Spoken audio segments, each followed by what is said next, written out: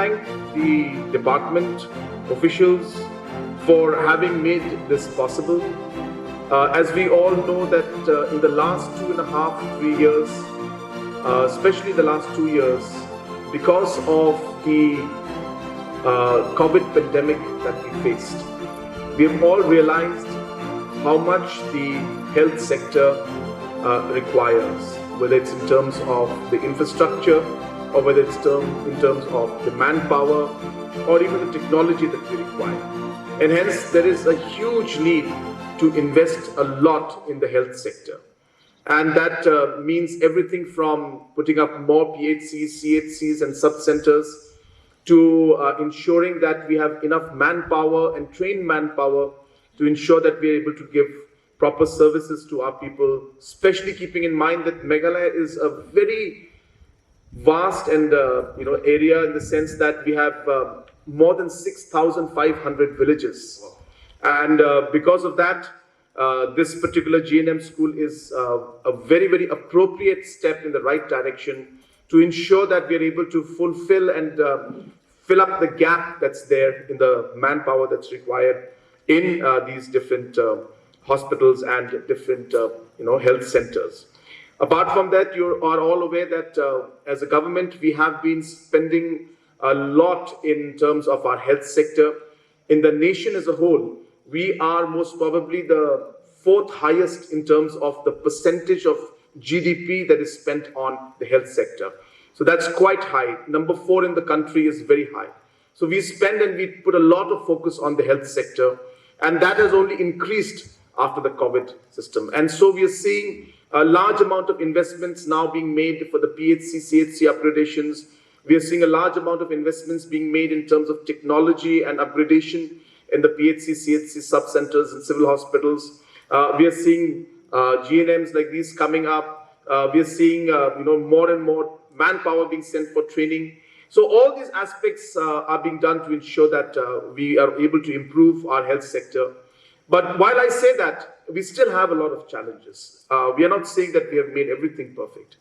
It is a long process and it is a lot of things to be done.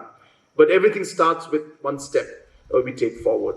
And I believe that we have started doing that. We have put our social sectors like education, like health sector, like social welfare, rural development. These 4, 5 important pillars of social development and the social aspects to society are something that as a government we have been really, really focusing on.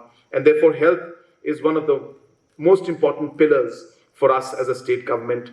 And this, of course, is an example of the fact that we are stressing on it. Just before this, we inaugurated the PHC in Maramine, which has been something that's been there from 2006. The foundation stone for that PHC was laid in 2006, and it was completed now in 2022. That's like 18 years it took to complete that. But then again, as a government, we have also been trying to see that all these kind of assets and locations and developments which have not been completed are being completed during this period of ours and this 5 years where we have managed to take a lot of things forward. But as I mentioned that we do realize that of course there's a lot more to be done. So friends, thank you so much once again for having invited me here. As an economy and as a country, we are a country that has got a lot of youth population. And we also have realized that a lot of nations are aging nations. And this is true for a large number of our Asian, South Asian nations, even up to Japan, and even in the Saudi Arabia side, in the Middle East, and of course in Europe nations also. And hence this aging population is another very important factor where we need to realize that the manpower that they require in terms of healthcare is huge. So hence, as a country and even as a state, there's a huge opportunity for us to be able to provide that manpower, which will then create, of course, employment opportunities. So my one suggestion to all of you at the GNM school also, and even to the young students out here, it will be a good idea. And nowadays, online is very easy to get through. It'll be a great idea, if you pick up one foreign language while you're studying out here.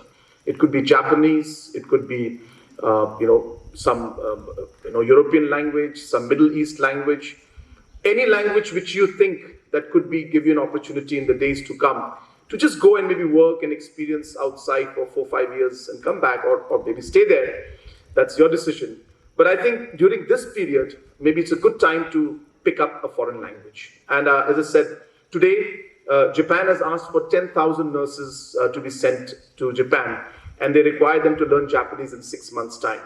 So I feel that you could be ahead of the curve and learn that language and learn certain cultures, read about them, while you're also training to be a nurse. I'm not saying that you have to go or you may go, but there is no loss, in learning actually. And it's an option that could then really open up a huge avenue for you as an individual. So friends, I won't take much time. I once again thank you all for inviting me here. I congratulate and thank the Honorable MLA for all his efforts. I congratulate the Health Department for all their efforts, and I wish this particular GNM and nursing school the very best for the future. And most importantly, I wish all the students the very best. You're getting a great opportunity to study here. A lot of students, I'm sure, would also be, would want to study here, but they're not getting that opportunity. So I hope you value this and make the best out of it, so that you can really build up a really good career for yourself in the coming days. God bless you all, and may God bless our beautiful state of Meghalaya. Kublai Shibun, Matela, and Jai Hind.